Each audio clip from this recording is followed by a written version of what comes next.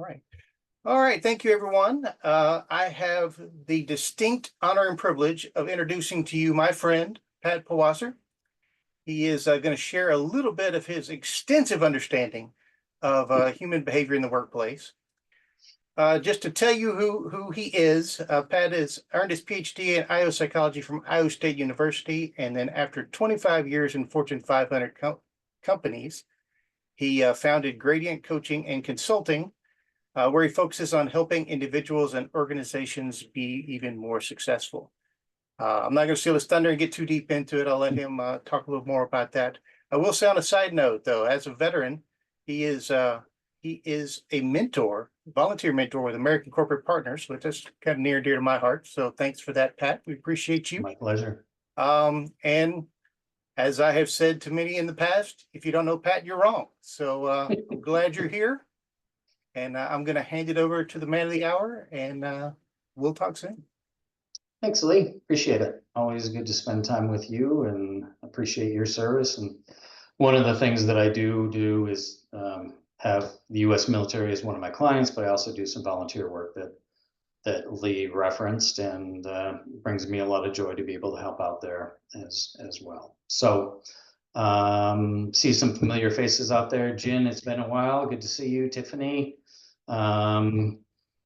Who else did I see? I saw Jeannie. So thanks for being here tonight. So we're a little bit, that's not where I wanted to go. Are we backwards here somehow? Let me try this. Okay, welcome. Glad you're here. So if you could all, so my presentation screen is here. You guys are all over here. So if I turn sideways, that's, I'm looking at you. So if you could all just turn your cameras on quickly. For just a moment. Look at all those bright, shiny faces.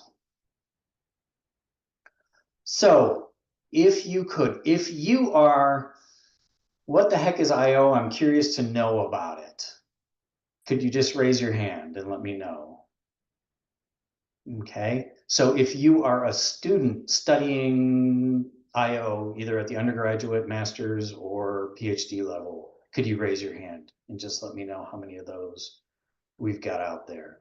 If you've got a degree in IO and you're working and using that degree, could you raise your hand and show me?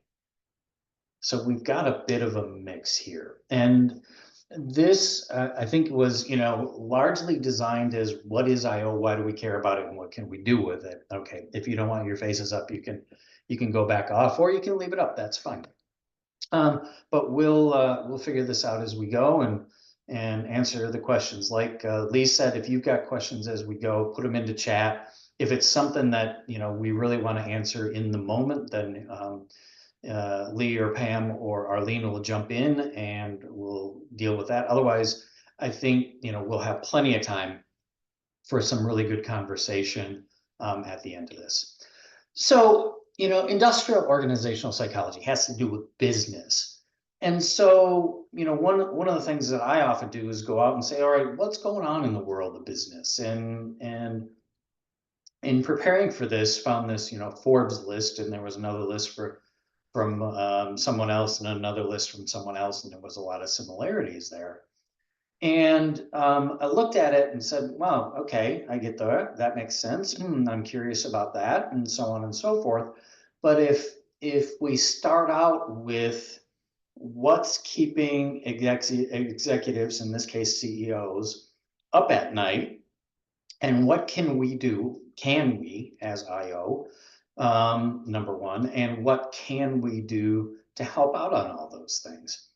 And wouldn't it just be absolutely wonderful if we had some, I don't know, magic potion or something that we could open up the bottle and it would take care of all of these things? Well, guess what? We've got Ian Sedaris, right? I mean, for those of you who know Ian, that's kind of his look, but when AI generated that picture for me, I had to laugh. But what we do have is IO and the scientist practitioner model, right? So if we go back up to this, which of these couldn't we or wouldn't we impact? we would impact all of them. And we'll come back to this in a little bit and dig in a little bit more. So we have that magic potion. And we also know that there are a lot of other groups and people and consultants and coaches and whatever shingle that they've hung up that would be more than willing to help with some or all of this as well. But I think the distinction that we have as IOs is this focus on the balance of scientist and practitioner,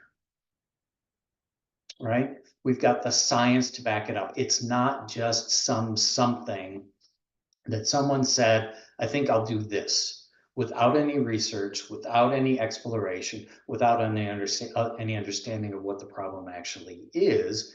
And we'll see that when we go back to that list, that some of those may not be the problem. They may simply be a symptom of issues.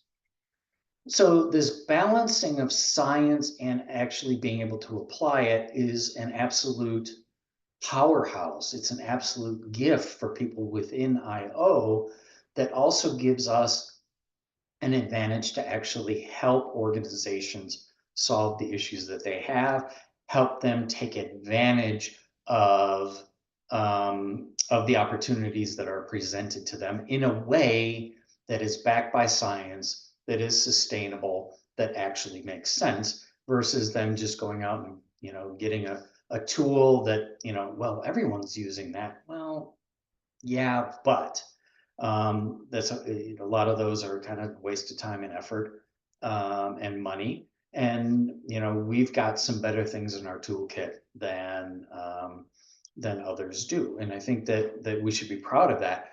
But there's also a responsibility involved with that to make sure we're keeping up with the science, to be sure that if we are doing the science, that we're also making it available to the practitioners to go out and actually do some work.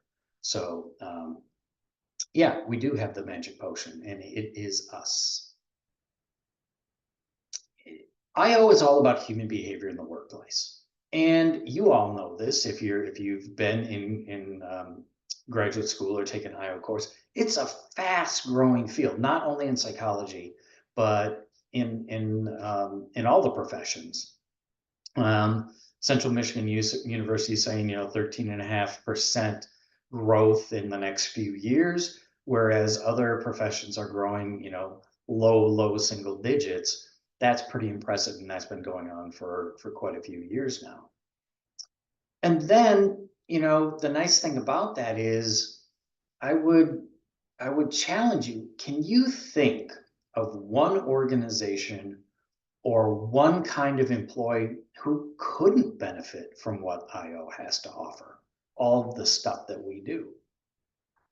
So we're in this position of having this magic potion where every single organization on the planet, every single employee in all of those organizations could benefit from that magic potion if we could deliver to all of them. Now, there are, of course, some that say, oh, no, we don't need that, which are oftentimes the ones that need it the most. But I mean, the world is absolutely our oyster, right? That we can help anyone, mom and pop shops, nonprofits, 3-year-old companies, entrepreneurs, 100-year-old companies, huge organizations of 100,000 or more employees. Every single one of those organizations and every single individual employee in each of those organizations is a potential client to us. We have the capability to help all of those be more successful, achieve greater results, move their careers forward, help individuals be more effective. That's pretty heady stuff. That's pretty cool. But again, with that opportunity also comes responsibility to keep up with the science, to make sure that we're being good practitioners, to ensure that we're being using good tools, to ensure that we are upholding the ethics code of PSYOP and APA and APS and any other entity that makes sense, licensing boards, those kinds of things. So there's this great opportunity, there's this responsibility, and this huge possibility of impact.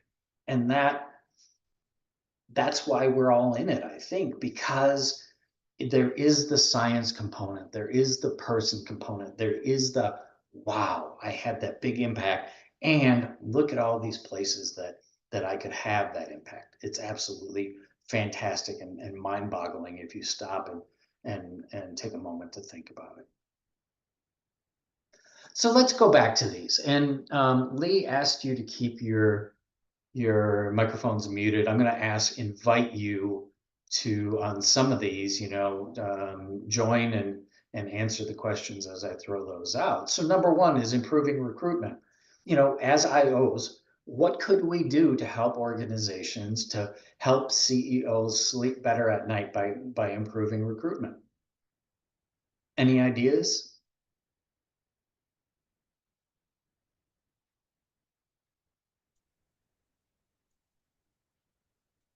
Come Take on, out the Jeannie. bias. Go ahead, Jeannie. Sorry, take out the bias of recruitment. Help employers to make sure they're hiring the right people. Okay. And so, thank you, Jeannie. Someone else. What else could we do to help them hire the right people?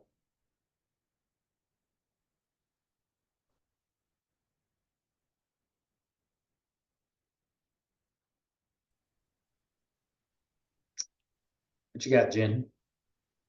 Standardizing like the process, like the interviewing, everything else, not just winging it or have a good feeling about people kind of a thing, but having like standard questions. Wow, that's crazy talk, isn't it? Standardization, consistency. Holy cow. I mean, and the opportunity to do that is broad. How many times have you heard, well, I know if they're going to be successful just by the way that they shake my hand. Well, good luck with that, right? So thanks, Jen. Yeah, absolutely. Understanding what the job is, looking at the tools that they're using to assess fit. Is it pre-employment testing? Is it interviews? And if it's interviews, is it behavior-based interviews? Is it a set of questions that's consistent to give everybody a fair shot at showing what they could do for that job? So yeah, there's a lot that IO could do. I spent the first probably 6 years of my career doing pre-employment testing work, validation development, so on and so forth. So that's kind of near and dear to my heart. The second one, hiring for mindset. I read that and I'm like, what in the world is actually mindset, right? And then each of these had a little bit of a definition.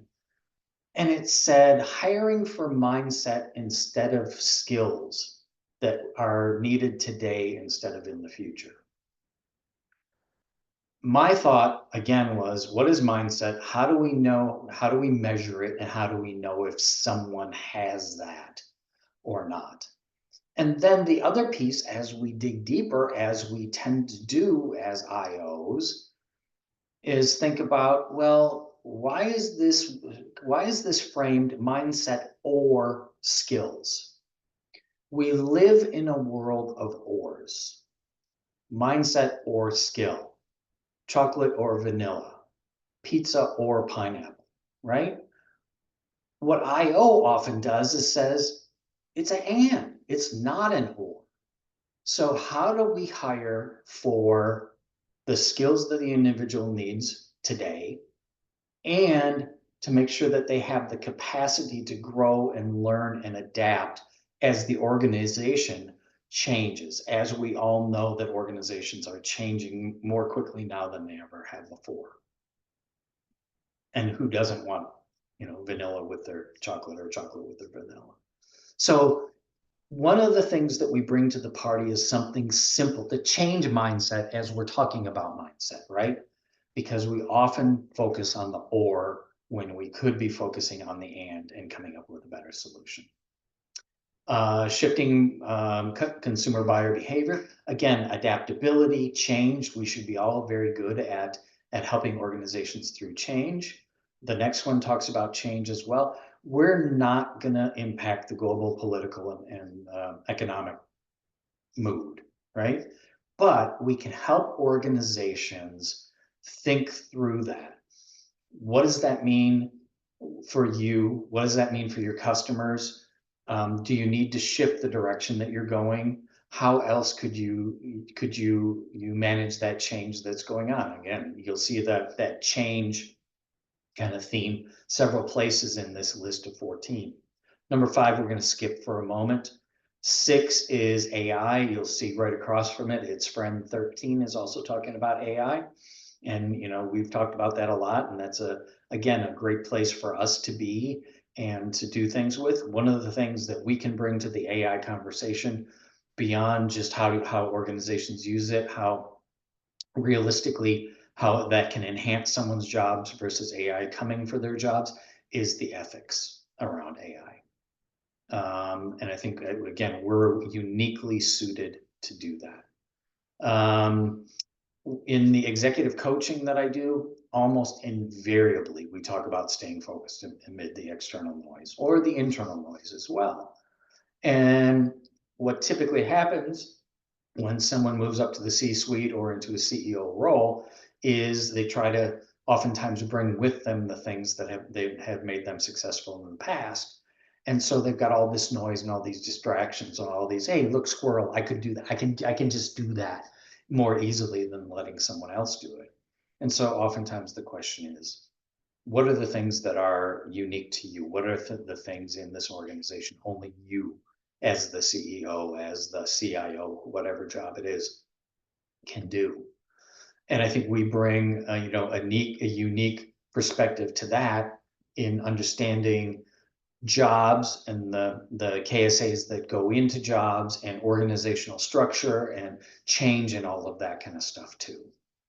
Number 8, deciding what is culturally important. The way that I read that was culturally, we're in a global economy, but what it was talking about is corporate culture, and both are incredibly important. And I'll touch on the global culture in a little bit here, but in my business, my coaching and consulting business, I talk about with my clients, your organization's culture is a perfect fit for the results you're currently getting.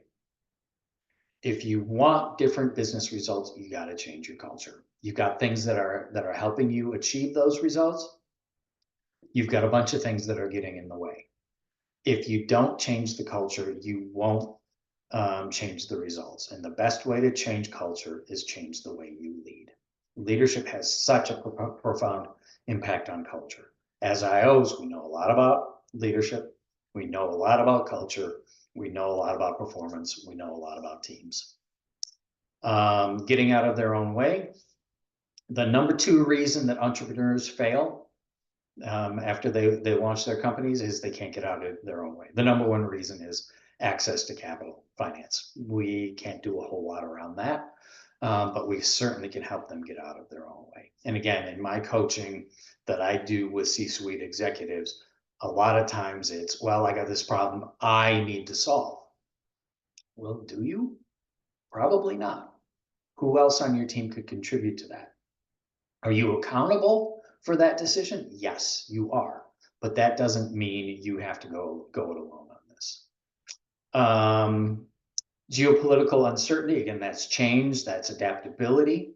We're going to skip 11 for a second. 12, economic uncertainty, again, that's change, that's resilience and so on. We can help with that. And then we're back to AI. And 14, we're going to skip here for a second as well. So quiz time. And again, you can come back onto the screen and turn your microphones on. 5, 11, and 14, managing resistance to returning to the office. 11, reskilling crucial employees. 14, improving workplace apathy and turnover. What's the thread? Why did I hold those aside? What do you see the thread running through those? Didn't know you're going to have a quiz, right? What do you see? If you were consulting to these CEOs and they said, the 3 we really are concerned about are 5, 11, and 14. what kind of conversation would you have? Jen? It's retention, but it also touches on like culture change. When you talk about resistance, that's like there's something that makes people not want to, right? When you talk about reskilling, something's becoming obsolete, but you want to retain that talent. When you're talking about improving the workplace apathy, like those things are all about how people feel about where they are. Do they feel like they're contributing? Do they feel valuable? Are they being valued? Right? Is it worth the time that they're putting in to get to the job site instead of having all of their amenities and comforts and everything else immediately in their home, not dealing with traffic, not dealing with tolls, not dealing with all the extra cost of just working outside of the home, right? You have to make it desirable to be there. It can't just be on the company's terms. Yeah, right on, Jen. Good, thank you. I mean, number 5, just look at the way that that's worded. Managing resistance to returning to the office versus figuring out what the workplace looks like in today's environment, exploring opportunities to work differently. You know, whatever but the wording on that is, my word, why wouldn't people be resistant to that if that's kind of the mindset that you have? And so you're telling me, Mr. or Ms. CEO, that you're having trouble, you're worried about managing resistance to returning to the office. And then why don't we just jump down to 14? And you want to improve workplace apathy and turnover at the same time? That equation doesn't balance for me, right? Because if your perspective on returning to the office versus work from home versus work from anywhere is we've got to manage the resistance, no wonder you've got apathy. No wonder you've got turnover. And that says to me that you don't understand the problems that you've got in your organization. So this reskilling piece, guess who the target audience is for me on that one? It's the executives. It's the C-suite, understanding the impact that their decisions that they're making, quite possibly with no science behind it, with no research, with no exploration, with no data. Now, some jobs, do you need to be in the workplace to do this? Absolutely. Hey, Jen, I want you to unload this semi from home, right?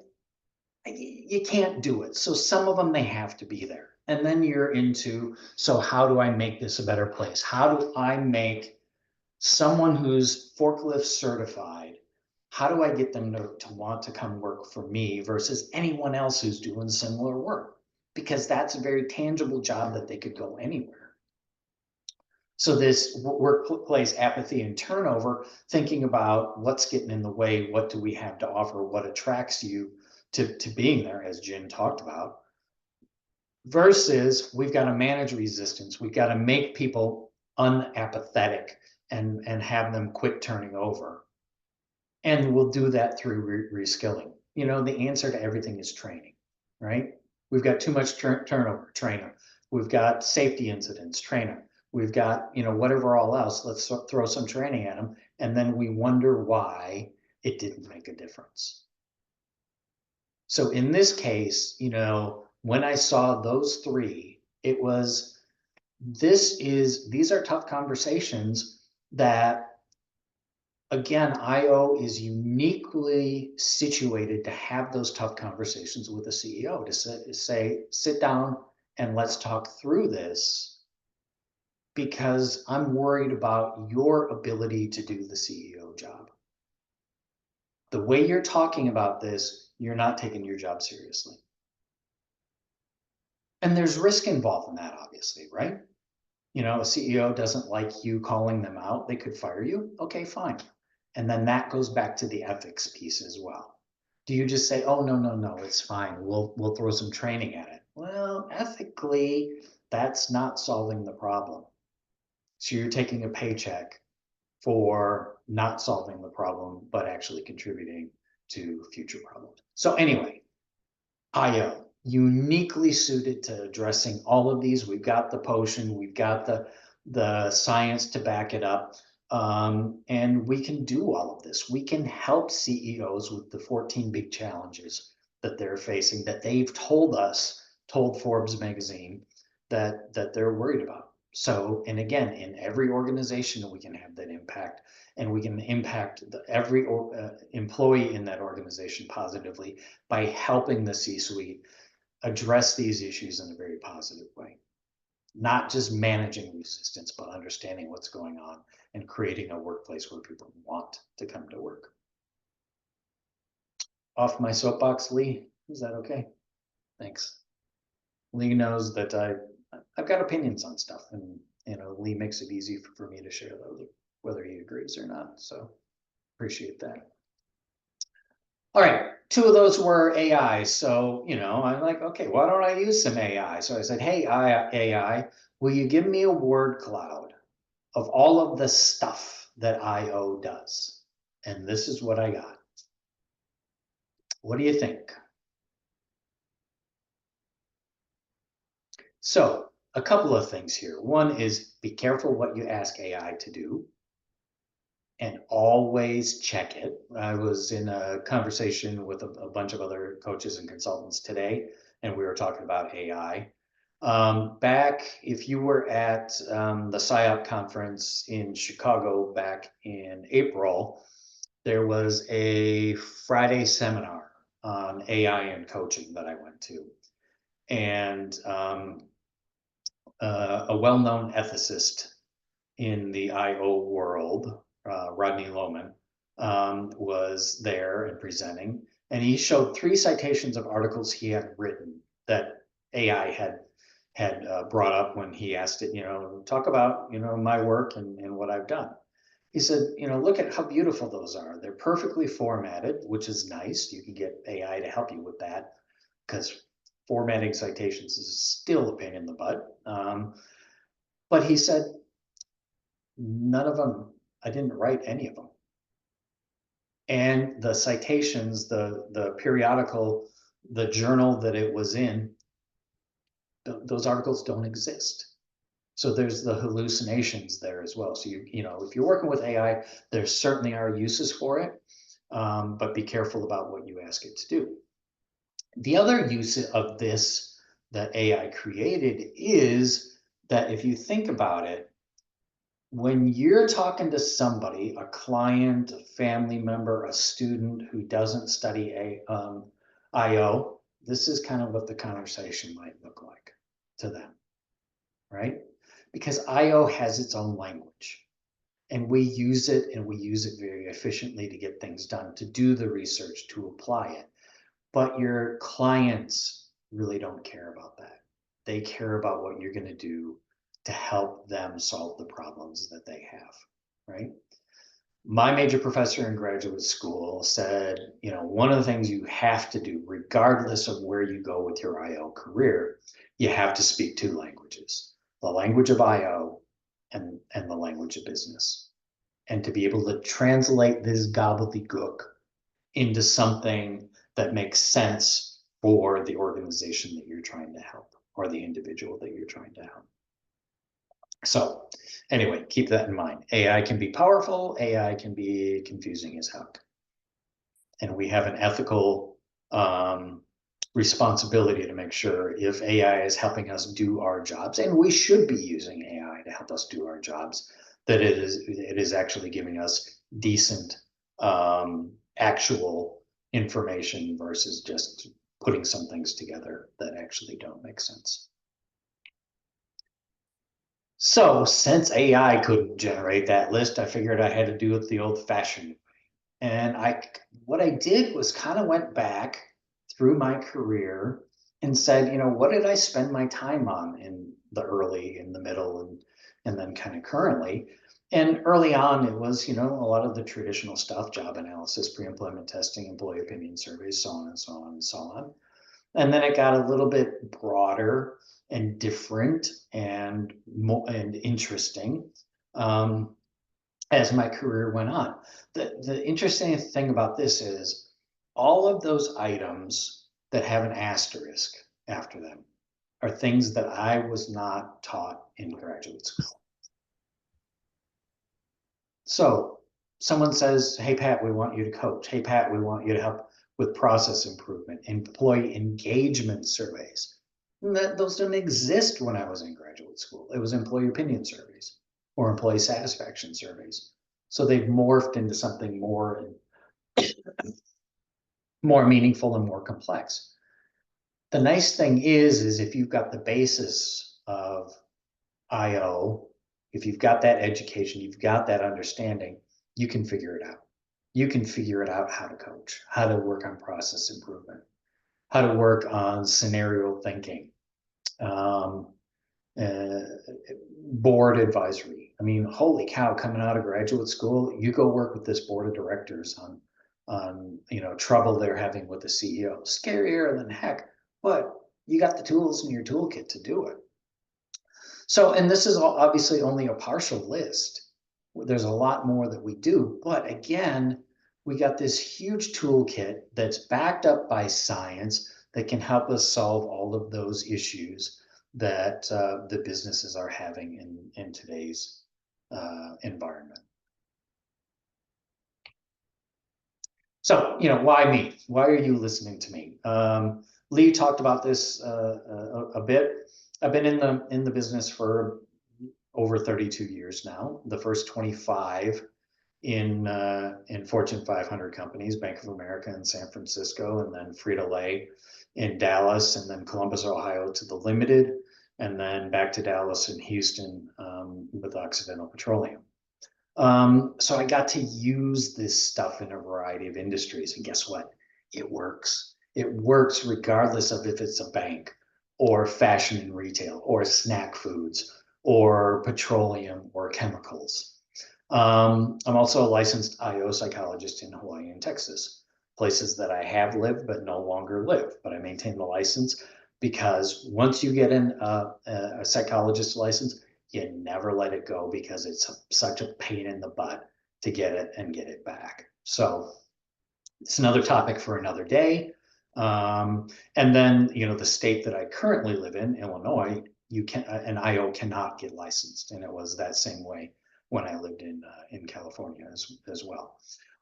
As a complete aside, one of the things that I often see is someone who is in school, either bachelor's or master's, will say, on LinkedIn, IO psychologist. You got to watch out for that. There are certain state laws that they're oftentimes either a title law. You cannot use the term psychologist, IO psychologist, unless you're licensed, or it's a practice law. You cannot do this list of things unless you're licensed. And oftentimes both Hawaii and Texas are both title and practice laws. And if you do that and get caught, there can be a significant financial penalty to that. So it's just, check your local requirements. Most states require you to have a doctorate degree in order to, and experience, and you got to take the fun tests in order to get licensed. So be careful about that. If you're interested in the IO and psychology piece, IO psychology practitioner, IO psychology consultant, just don't use the IST, the psychologist on there. So watch out for that. I don't want to see anyone getting into trouble simply because you didn't know. And I've worked around the world and supported organizations all over the world. When I was with Frito-Lay, I spent a tremendous amount of time in Canada. Love Canada. And some of the chips they have up there, we don't have here south of the border, and they're just absolutely outstanding. I used to come back with cases of chips that we didn't have in the US. Customs always enjoyed seeing me show up with a box of chips all over the mainland US. A lot of time when I was working for the petroleum company in Latin America, especially Bogota, Colombia, Europe, especially the UK, that top of Africa, that's Libya. How many of you have ever been to Libya? That's what I thought. I never thought I would go to Libya, but have been there a couple of times. And then the Gulf region, Bahrain, Qatar, Oman, and the United Arab Emirates. If you ever get a chance to go to Oman, O-M-A-N, that is an absolutely fantastic, wonderful place to go. Japan, Korea, I've currently got clients there, and then that far right star is Hawaii, where I still have clients, and it's where I started my consulting practice. So that goes back to that whole, remember there was one of the 14 was around culture. And I'll tell you what, the IO stuff works in all of these places as well. Sometimes you have to stop and step back and have conversations with people who are in the region and say, you know, here's how I've been able to use this, to address this in the past. How will that play here? What adjustments might I need to make? But the science still stands. So IO can take you anywhere in any kind of company, helping a lot of people. So thanks for choosing a very noble profession. So where's Waldo? Where's IO? You know where IOs work. Oftentimes, you know, academia, consulting, and government, in a corporate environment, anywhere really. And then IO jobs, you know, historically under the HR umbrella. Sometimes I'll hear some grumbling about, you know, I don't want to work under HR. And my entire 25-year corporate career was under an HR, under the HR umbrellas in those organizations. I did very different work than a traditional HR person, but I supported them in the recruitment and hiring, in staffing, in developing employees, in, you know, all of the other things that go with HR.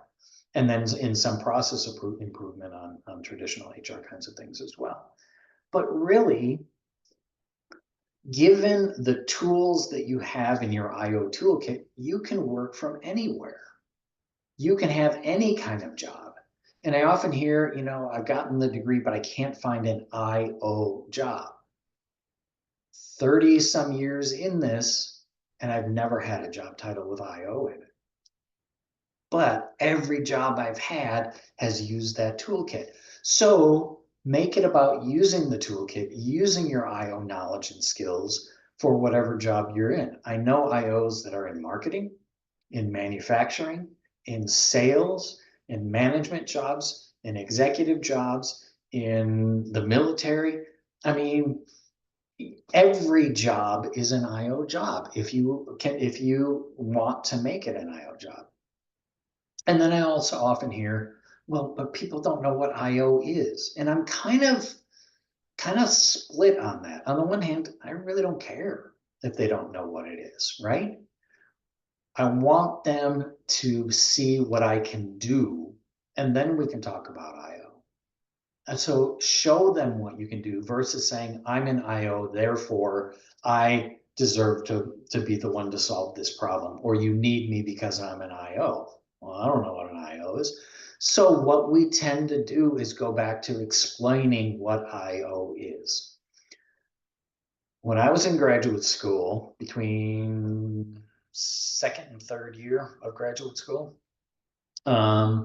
postmasters, going into the doctoral program, we did a summer session on test validation.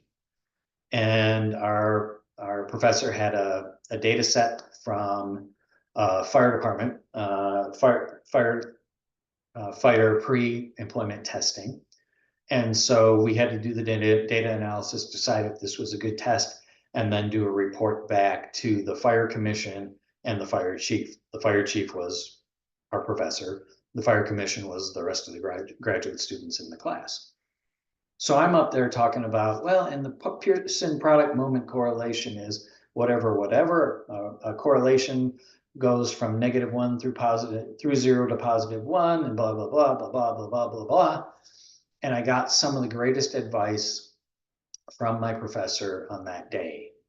And he said, you've got to be able to speak the language of IO and the language of business. You're speaking the language of IO. Business doesn't care about that. And so you boil all of that IOEs down, and you end up with The better they do on the test, the better they do on the job. And isn't what you want when you're hiring someone for such a job as a firefighter or any other job? So if you've, and Lee knows this, if you've got to explain the joke, it's really not funny, right?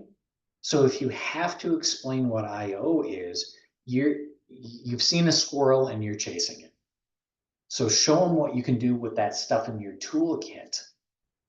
And then when they're curious about where did you learn that, then you can have that conversation about it.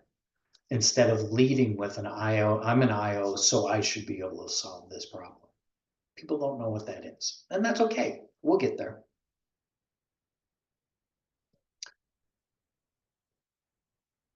The concept of IO can be anywhere fits in with this, and you've probably seen this is, we call it Ikigai, but it's a very simplified westernized version of Ikigai, right? What are you good at? Let's call that your IO skill set. What you like doing, again, that may be marketing, sales, engineering, whatever it may be, instead of working as a traditional IO in a consulting firm in a corporate environment under the HR umbrella or whatever, or in academia. What you can get paid for, if you've got that skill set, you're well on your way to figuring that out, given the broad nature of where you can impact. And then the kicker is what the world needs, or where you're going to do some good.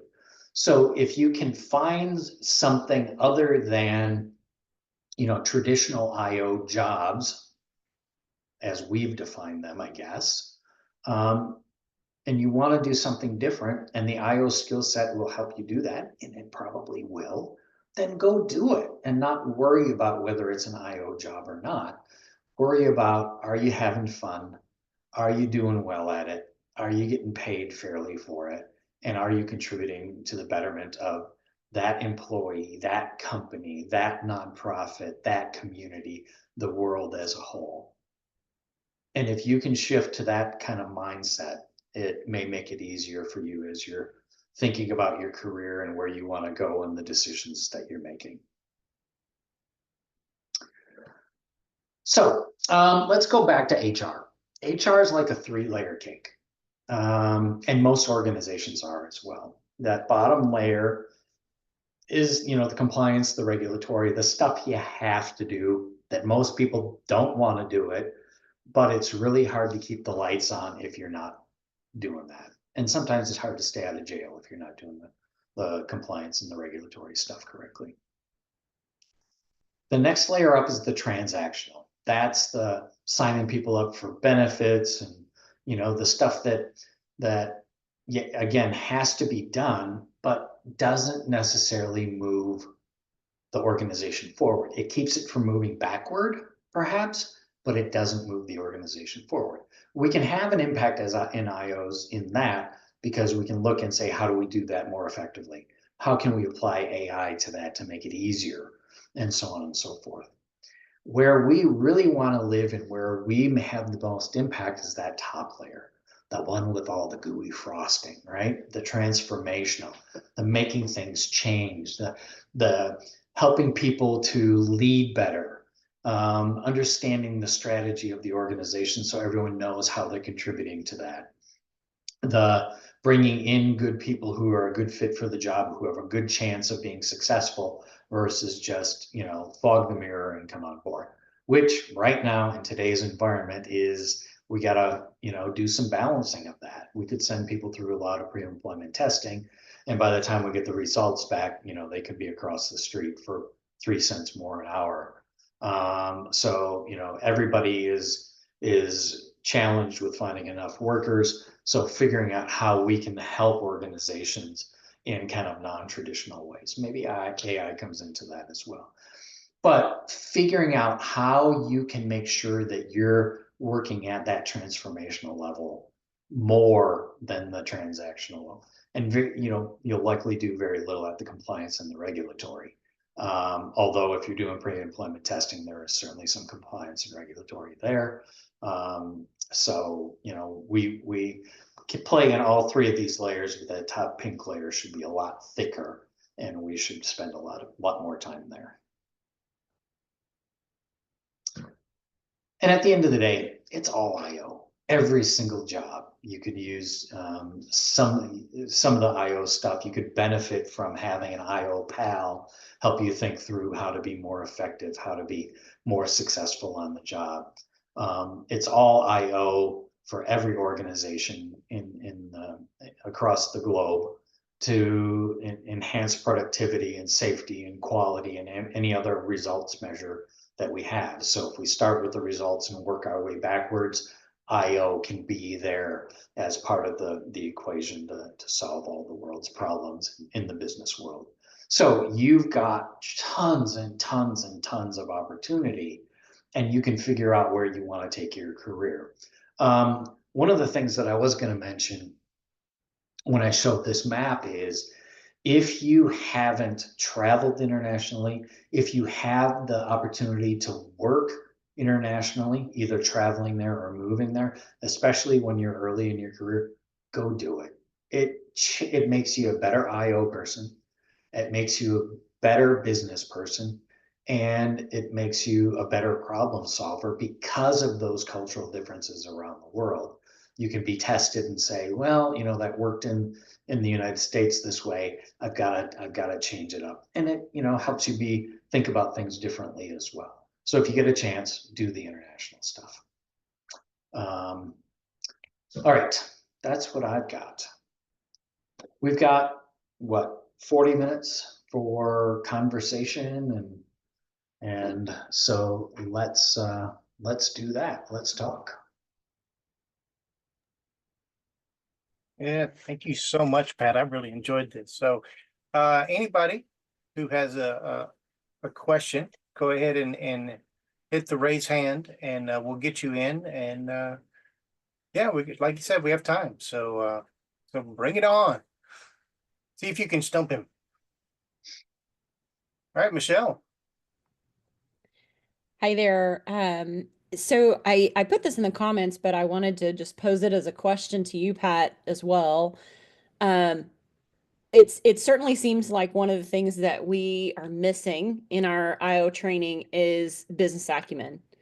And your quote was spot on of really making sure that we speak the language of the business. And that's something that I'm still in the end of my PhD program, but I've been in the business world for a long time. And I'm still, as an IO, struggling with that. So just, do you have any suggestions on helping us build that capability? Yeah, and I think, going back to the, working under the HR umbrella, in every organization that I worked in when I was, in the corporate world, when we talked about HR, one of the things that was always missing was business acumen, right?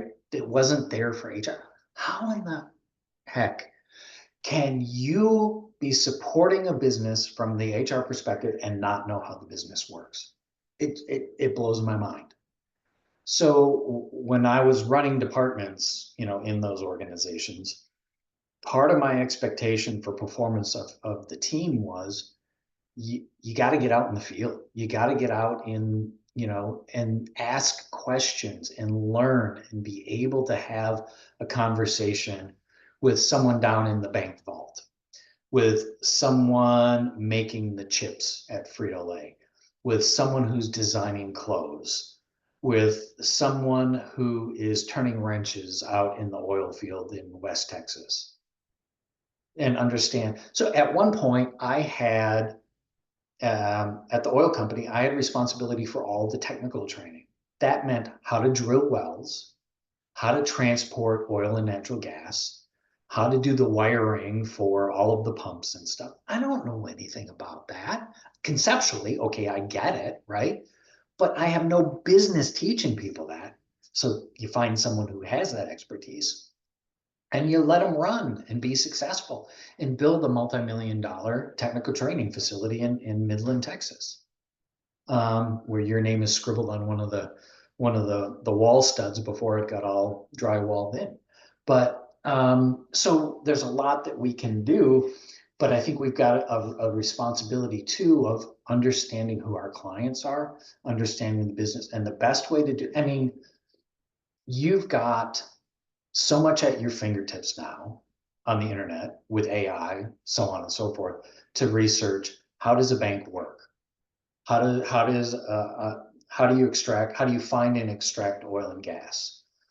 How does it go from designing a new dress to it being manufactured? And oh, by the way, where are they manufactured? Probably not here in the US. So what's the timing between design and manufacturing and getting it back on the shelves in time?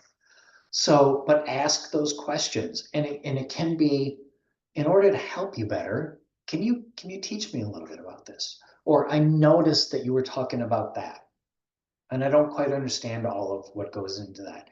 Can you spend some time and help me out there?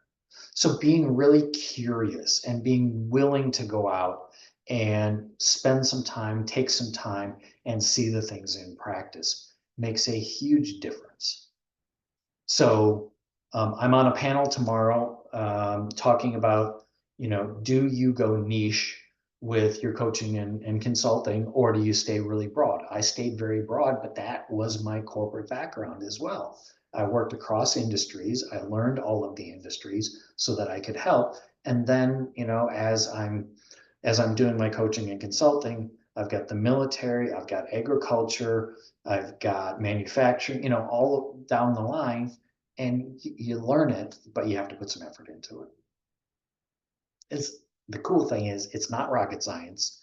And with the IO background, you can craft some really good questions to ask that are not threatening, that are genuine, and that will allow people to say, yeah, I'm really happy to talk about my job and what I do and what I've learned to make it more effective.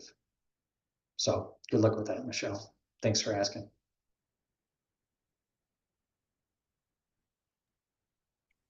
Yeah, that's so great, Pat. My internship during my program was in HR.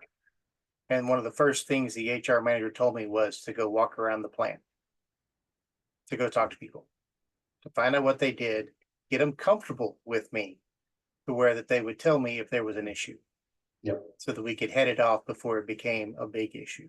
And first made sense to me, 22-year-old me, like, what? You want me to walk around? What? And I can't do that. yeah, and to talk to people, it was fascinating. I mean, some of those guys did some amazing. Those guys been there for, those guys been there my entire life. Yep. And of course, a lot of them were happy to take a couple of minutes away from working to talk to me. So Exactly. Yeah, and if you buy them lunch or something, that makes it even easier. Okay. What else? What do we have in the chat? Since I wasn't watching that when I was talking.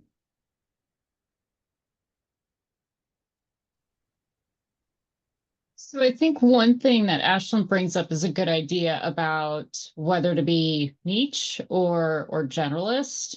And maybe if you can expand on that a little bit, Pat, she Yeah. says it's something that she's struggling with, and Yep. I'm Yep. with her, but I kind of understand why I'm better set for a generalist, but maybe that'll help with others too. So when I came out of graduate school, like I said, the first kind of 6 years, my main responsibility was pre-employment testing. It was very, very niche, right? Niche, however you're pronouncing it, right? And then I had opportunities to do other things. I'm like, ooh, that's cool. Ooh, that's good. Ooh, I don't know how to do that, but I want to be involved in it. So, or I could have, and I've got a friend who spent his entire career doing assessment work. That's what he loved. That's what he wanted to do. That's what he's done in a variety of different companies, and good for him. So it's kind of, there's nothing wrong with starting narrow and broadening and then coming back to figuring out what you want to do, or starting broad and then narrowing and saying, this is what really, brings me joy. Going back to the, ikigai, what brings you joy? Not just what are you good at, but what kind of brings you joy. And then, with the consulting business, when I started the consulting business, it was kind of this wide. And now it's, 4 main pillars. And one of those pillars is probably 85% of the work that I do, and that's executive coaching. which I didn't learn how to do in graduate school. So there isn't a right or wrong answer. You know, on the panel that I'm on tomorrow talking about that, you know, they're talking about the pros and cons. Like, there are no pros and cons. It's just, what do you want to do? What are you curious about? Where can you contribute? Can you find, you know, something that is intriguing to you that you can learn something new? So, however It's it works hard out, to- if you find something this narrow and you're happy with it and you're good with at it and you're getting well paid for it, why would I ask you to do anything different? But if you're this narrow and you're bored and you're losing your edge and you're not contributing as much because things have changed, then it may be time for you to explore something else. And you may say, why the heck was I wasting my time on that? This is so much better. So, personal preference.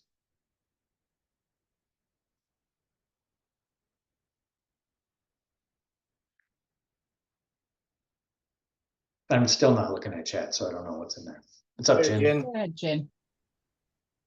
Hey, so I have a question that I would love to hear how you dance on the razor edge of managing multiple power players within the organization that you're consulting with, as well as your organization and the team that you're on.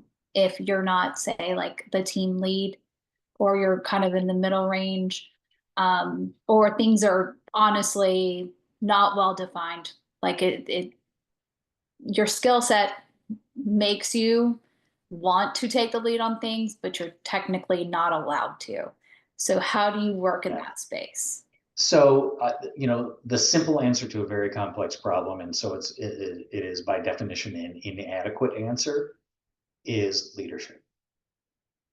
So leadership is not about managing the process. It's not about managing the people. It's not being the expert on the subject area, but it's getting people aligned and working together and forming and performing as a high performing team and making something happen, whether you have authority or not, right? Well, let me step that back. If you're doing that with authority, it's not leadership. It's management, right? If you're doing it, if you can get that done without authority, then quite possibly you are actually leading. So the thread that runs through my consulting practice is leadership and how much we don't do it, although we call everybody leaders, which drives me nuts. Toxic leadership, it doesn't make any sense. If you're spreading toxicity, you're not leading, right? Well, he's a poor leader. No, he's just not a leader. So let's quit giving them the honorific of being called a leader, because that's kind of a significant mantle to wear, right? Wow, that person's a good leader. Authentic leadership, servant leadership, results-based leadership, they're all marketing ploys. It's all about getting something done. And as soon as it becomes about you, it's no longer leadership. And that's the whole servant leadership piece. But that's all leadership. It's all authentic. It's all results-based. So in that case, Jen, you know, when there is some squishiness about how to get things done, where you don't have the authority, anybody can lead. Anyone at any level in the organization can lead. It's not about the box that you live in. It's not about the title. It's about figuring out how to get people pointed in the same direction, working together, understanding how the dynamics of working together, the rules of communication and problem solving and conflict and all of those kinds of things, and understanding your resources and being able to speak up and challenge and say, I don't agree with this. But inherent in leadership is risk and change. It's not an easy job. It's not an easy role to play, but it can be incredibly impactful. So the simple answer is, Jen, you know, when you find someone in that, help them lead better. Help them lead more impactfully. regardless of, the position that they're in, regardless of the authority that they may or may not have. Because some of the most impactful leaders, and Lee, you know this from the military, right? It's not oftentimes not the guys with all the brass on their shoulders. It's the grunts. It's the guys that know what's going on. It's the guys that are in the belly of the ship making things happen. Not because they can tell people what to do, but because people say, I want to follow that individual. Does that help, Jen? It does. The only question mark that I still have from it, or what I would like to hear more of, is how that functions in an organization like the DoD with the relationship between military, civil service, and contractors when there is a strong hierarchy and there is is a strong hierarchy. And so overcoming that with it. So a real telling partial answer to that is, I do coaching for the military, and it's with 07s and aboves. So, getting your first star up through 4 stars. And I had a 1-star say to me, wow, the whatever branch he was in, since I was in the academy, they've told me you're a strong leader, you're a leader. And then he got, the promotion, he got commissioned, and then it's like, you're strong. Throughout his entire career, 20 some years in the military, right? He said, in the conversation with you today, I realize I've not been leading because of that hierarchy, right? In the military, it's all about position. It's all about position power. It's all about rank.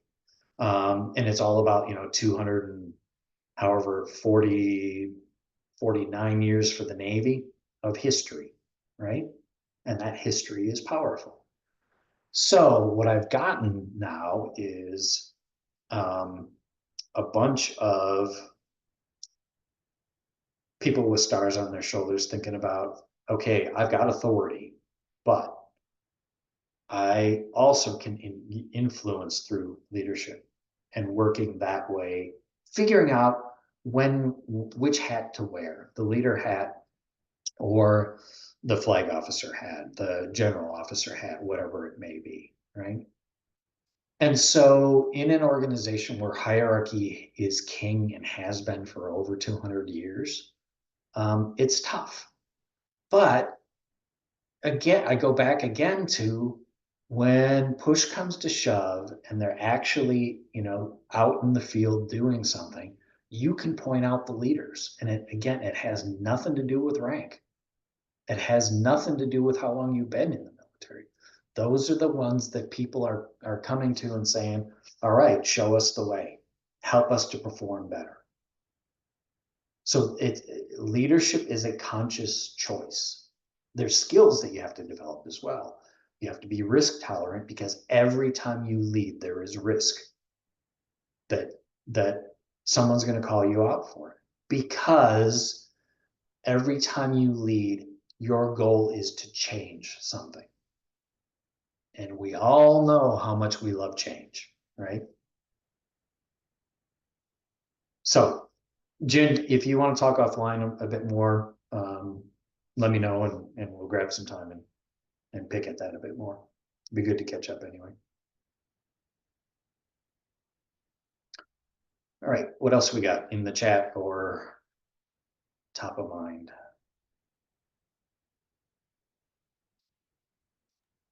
Yeah, I just want to throw a comment on the tail end of what you just said there, because, my first experience with a flag officer, like actually working for a flag officer, was he and his wife making the choice not to go sit with the officers, but to sit at the table with my wife and I as, an enlisted individual and talk to us like we're people. And, and of course I've had very mixed bag experience since then. But one of the things that I've learned on the leadership front is I don't focus on myself as a leader. I focus on making others into leaders. I take people on my team and I give them authority. And I give them space to fail quickly and safely. And then I take the arrows until they're ready. And that's one thing that a lot of people who want to call themselves leaders miss, I think, is that it's all about them. You know, and it doesn't need to be about me. It needs to be about people doing the work. And I would take it a step further, Lee. It can't be. As soon as it becomes about you, it's not leadership. Yes. And you don't get a vote whether you're a leader or not. Yes. If you say, I'm voting that I'm the best servant leader, and then you turn around and nobody's behind you, guess what? If you got to tell me you're a leader versus show me, that's a good indicator that you're not. Here's one of the things, and I brought this up in the Thursday evening thing. Must have been a long time ago because I haven't been there in a long time. I know. I apologize for that. But you know, you go out to LinkedIn and you see in someone's headline, servant leader, authentic leader. They've just made it about themselves. And I've got a real conundrum about that. That as soon as you are broadcasting, putting on the billboard that you're a leader, chances are you're probably not. Yeah. Yeah. Rhiannon just put in the chat, influence versus authority. Absolutely. If you're getting something done through authority or power, you're not leading. And that's okay. You know, there are times where that is very appropriate to use your position power to get things done. Right? But being conscious that you are managing, you are using that power and that authority to get things done versus acting the leader. You don't have to be on as a leader all the time. Now you can't act, you know, counter to that, unethical and being a jerk and whatever all else. Lee, I'm not going to go sit with him. He's just an enlisted guy. Right. Yeah, Jeannie's got her hand up. What's up, Jeannie? So quick question for you. I know that you talked about being on the shop floor and guess my struggle is I work remotely and I don't get invited to the meetings where I could influence because well, I don't know that they're going on. And number two, I'm trying not to blast the IO horn, right? And so trying to influence, but at the same time not being invited to the table. How do you handle that at that point, I guess? Yeah, and I'll kind of elevate that. And I think you've all heard it. HR bitching that they don't have a seat at the table, right? Which is not, Jeannie, which is not to say that I'm equating HR's bitching to you complaining that you don't have, you know, you're not invited to that. And it's my response to that has always been that you've got to show the value, right? To be invited to have a seat at the table. Nobody else has a designated seat at the table simply because they complained about it. They are there because they're operating at that transformational level to help the organization get better and make money and sustainability and blah, blah, blah, blah, blah, blah. HR historically spends way too much time at those two lower levels, the compliance and regulatory level and the transactional level. And if that's where you're spending your time, you do not deserve a seat at the table. Okay. So you have to change the way that if you're an HR organization and you're complaining about that, get to that transformational level and start doing stuff that actually influences moves the organization forward versus, you know, keeping them from moving backward. Now, on an individual level who's working remotely, it's building those relationships, Jeannie, to know what's going on and having the willingness to say, hey, I've got some ideas for that. I'd like to be part of that meeting. Being proactive instead of waiting to be invited, saying, I've got something to offer there. I've got a different perspective on that may help us, you know, take care of some of the things that are getting in our way. How do I get to be part of that? And it may be, depending on how the organization works, is feeding some of that to someone who's in the meeting, who you can trust and who will give you credit for it. So someone says, well, why isn't she here? Get her on in this meeting. So I think it's, again, there's risk in doing that, but there's also a tremendous reward. There's risk in leading, but there's also the potential for tremendous reward. But waiting for someone to invite you where you could be proactive, where you could tell the story that this is why it makes sense for me to be here. This is what I can contribute to the betterment of the discussion of the problem that we're trying to solve, and so on. So building those relationships so someone can help you get to where you want to go, and in a lot of cases where you deserve to be, but people just don't know that you deserve to be there if you haven't gotten that out there to show them what you can do. And again, it's not because I have an IO background, they don't care about that. I have a unique perspective on this problem for these reasons. I've dug down into the data a little bit more and I'm seeing a different trend here. It's telling me a different story that I think is worth, having a conversation about, however you pitch that. So easy for me to say, Jeannie, I recognize, but a lot harder to put into practice. But that's why we're IOs, because we can figure those things out though. So how do you plant those seeds? And oftentimes, when I was in the corporate environment, I'd have an idea, and it was back when we were all, in the office working. There wasn't a whole lot of working from home, long before COVID. And so I'd have an idea and I'd pitch it and get dumped on the floor, and someone would spread manure on it, right? And then, a year later, something sprouts and someone says, hey, I've got a great idea. And you're thinking, well, that's the same idea that we talked about a year ago. We could have been working on it for a year, but instead you say, that's a great idea. And you know what? I've got some ideas on how to help you put that into place. This is exciting. Let's go. So put that ego behind you, take a little bit of risk, plant some seeds, let people crap on them. That's okay. It's fertilizer, helps them grow, helps you think, helps you mature and think through it as well. And then help them be successful. And you'll know that it was your idea, but you don't need to broadcast that because you were part of making it a reality. You can let people know that. Not in a bragging way, but in a, yeah, that was something that I helped with. Okay. Does that help, Okay. Jeannie? I think so. All right, thanks. And also, you don't have to build the box. If you fill it up, people will figure that out. Mm-hmm.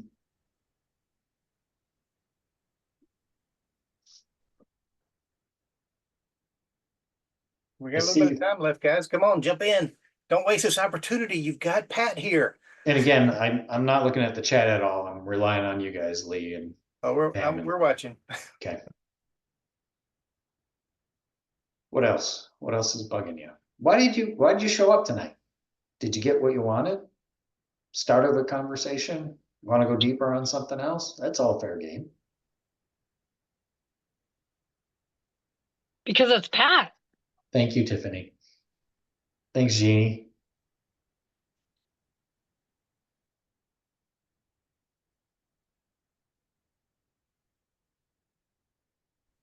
I can answer that one. I'm Jocelyn. So Hi, I Jocelyn. joined tonight. Hi.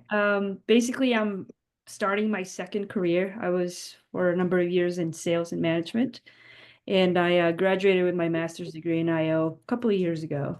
And I feel like I'm in a stage in life where I'm like, what do I do with this? So I really appreciate you saying that a lot of the titles that you held, they never really had IO in it. And I think especially being a second career, it feels like I'm quite at a loss and I'm definitely starting over, which is not a good feeling. But I'm just trying to gain as much information and confidence and guidance in terms of how to move forward. Yeah, and first of all, I gotta ask, are you and Arlene related at all? No, but it's not very common for me to see someone with my last name. Well, if I saw someone with my last name, it'd be, holy cow, we gotta be related. All right. So yeah, I mean, it's a new way of thinking. It's a new toolkit. And so you can go do great things with it that you were never able to do before simply because you didn't know, right? No harm, no foul. But now's your opportunity to use some new tools differently and expand your brain and figure it out. And again, use that toolkit, going back to the Ikigai, and find something that you love, that you're passionate about, that brings you joy. It doesn't have to be anything with HR. It doesn't have to be anything in the corporate world. If it's, working for a nonprofit, if it's, whatever all else, and it has a, wonderful impact and you can help a nonprofit be successful. And by the way, every nonprofit out there can help, could stand, a lot of help from IOs on how they can be more impactful. Even if they've got a low budget, even if you have to do that pro bono. But, I don't know that that answers your question. If you've got something more specific, Jocelyn, let me know. Yeah, I Come don't think back I on. had necessarily a question. I was just more saying, what brought me here is the fact that I'm just trying to find a path. And I coincidentally saw that you were doing this probably a couple hours ago on LinkedIn. Oh, So I nice. signed up, and then you mentioned Ikigai, and it's a book that I actually have on my desk. Yep. So more or less, it kind of felt a little serendipitous. And thank you. I appreciate your time. Great, my pleasure. And again, and if you're reading the book on Ikigai, you know that what I have up there is just a huge oversimplification. From a cultural standpoint, I'm always hesitant to even call it. I don't call it Ikigai. I call it, a westernized, simplified version of this very complex kind of concept from Japan. So wanting to be culturally sensitive to that as well, instead of waving the blue passport and saying I'm from the US, I have the answer, right?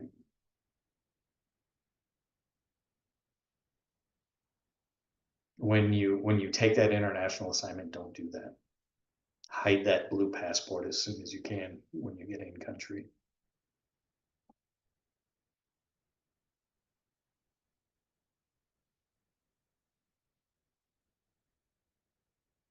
What else?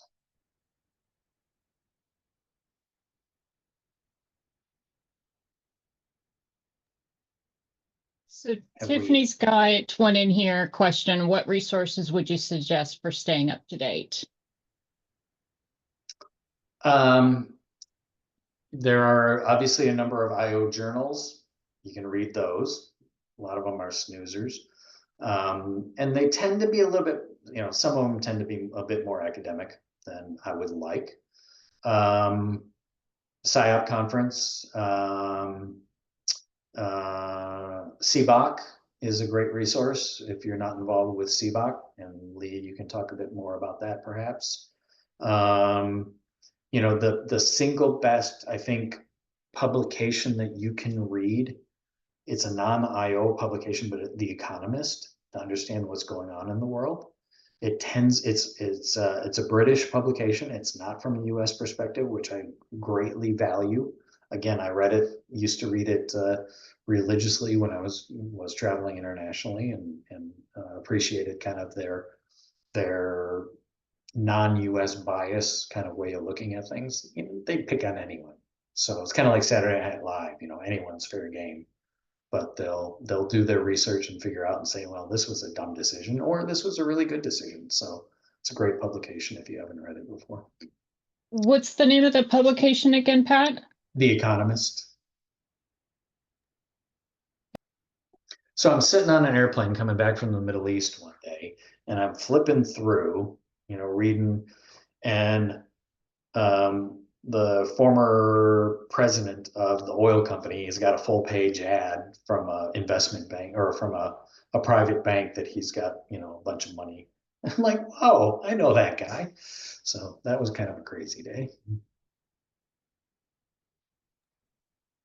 And we got a couple in here. Tiffany says, what do you think the hardest thing you have faced in creating your own consulting business? And then Kay asks, what suggestions would you have for someone transitioning into an IO role as a second career? Okay, so Tiffany, the toughest thing is in the corporate environment, the work always came to me. I didn't have to, I spent my time on doing the work, right? Um, Starting a consulting business, it's where do you find the work? Doing the business development piece. And that still is the bugaboo, figuring that out. That's a constant. You can't quit doing that. And if you do, then you don't get the joy of doing the work and seeing the results. So you've got to be up for that. And then IO as a second career. Who was that? Kay? Kay, can you come on? Tell me about your first career. You're on mute. Can you hear me? Yep. So I do have some HR experience, but my undergrad is in accounting. Uh-huh. And so I've done some like business operations accounting type of roles. And honestly, I don't know. I don't ever want to see a reconciliation again.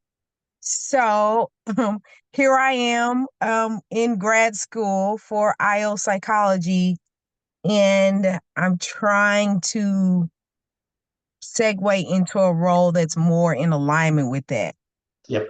Yep. So I like the fact that you've done something different before. I think that that's a help to you. Two is I like that, you've done accounting, which probably helps you understand the business that you were working in, where this is coming from, where that's going to, right? So you have some understanding. And that's, I think, having the skill to understand the business that you're working in, that's huge. We've talked about that already, right? How can you support it as an HR person, as an accountant, as an IO, if you don't understand how the business works? So you've already had some, training in IO, and you didn't even know it, working in accounting because you were learning how the business worked in order to do the accounting accurately and understand, wait a minute, that's a little odd. And maybe not knowing why it was odd, but there's a blip there in that account or in that data. That's what we do as IOs. We don't necessarily exactly know the problem right away, but we can see, hey, something's going on here. Let's go dig a little bit more. So I think those skills will help you as you make that transition. And then again, the world is your oyster. It doesn't need to be an IO job because you get this great toolkit that can take you anywhere you want to go. Okay. Someone asked me so I've done a little bit of everything. I've done some analytics, I've done reporting. Mm-hmm. I really get excited about the employee experience and cultural side of things.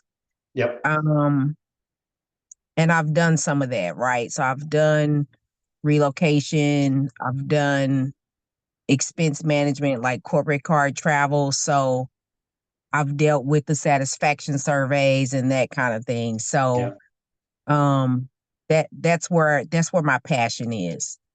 And the cool thing, if you're interested in, kind of the employee experience, the culture of the organization, culture has a direct impact on business results. Culture also impacts employee engagement, which has a huge impact on business results, financial, operational, quality, safety, employee retention, attraction, customer retention, customer attraction, so on and so on and so on. So you've already discovered, some of that, again, without knowing that, hey, I could play a role in this and make it better. And you're going to get the tools to do that in your IO education. So I love it. I think it's great. Okay, so that tells me I'm on the right track. I just need to line it up, huh? Yep. Okay, thank you. Good. Hey, thanks for coming tonight, and good luck to you, Kay. Thank you. All right, well, we're coming up on our time here. First, I want to thank Pat. Thank you so much for jumping into this. We've been talking about doing the speaker series for a while now, and I knew I wanted Pat to be right at the front of that train. I would invite all of you. This is going to be an ongoing thing. So the third Tuesday of the month. I'm totally blanking on what that is next month. But Dr. Ariana Thompson is going to be our speaker next month, and she's going to talk on succession planning. You know, how to keep those roles filled and how to move people into higher levels or what. It's good. It's going to be a good one, I think. Huge shout out to Pam and Arlene for helping me get all this set up and keeping me sane through all of this. So luckily just happened to coincide with a huge proposal I was working on. So I needed some mental health checks there. So thank you, ladies. Appreciate you. Also, when you log out of this, you will get a survey from Zoom. We ask that you fill that out because that will help us as we continue the series to figure out what you want. Because that's why we're doing this. You know, I can talk to Pat anytime because he's just great like that. But you guys have questions, and we want to be able to help you answer those in a way that your programs may not do. So please answer those. Let us know. Feel free to connect on LinkedIn if you're not. I see some names here I recognize that have not had a chance to really interact with. So it's awesome that you're here. Definitely connect with each other, not just with Lee and Pam and Arlene and me, but connect with each other. I mean, build the beauty of IO is, you know, it's a lot bigger than when I started in this thing. My first PSYOP conference was in 89. So yeah, it's been a while. When it was, you know, still a few hundred people at the conference. And it's, you know, the conference is significantly larger than that now, but it's still a relatively tight, you know, small group that is interested in helping each other be successful. So if, you know, take a screenshot right now, see all those names up there, connect with each other, build relationships, build a network, help each other be successful. Ask the dumb questions, and none of them are dumb, of each other. Reach out to us if you need to. You've got some folks in here that are longtime, you know, visitors to the Thursday evening goings on. Tiffany and Jim and Jeannie, and there are a couple more in there somewhere.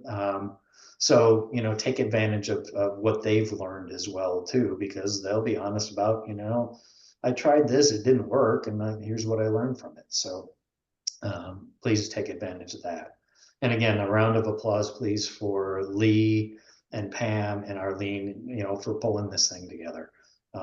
So thanks for coming tonight, and lots of credit to you know, people who saw a need and were willing to put the time in to pull this together. So thanks, Lee. Always good to see you.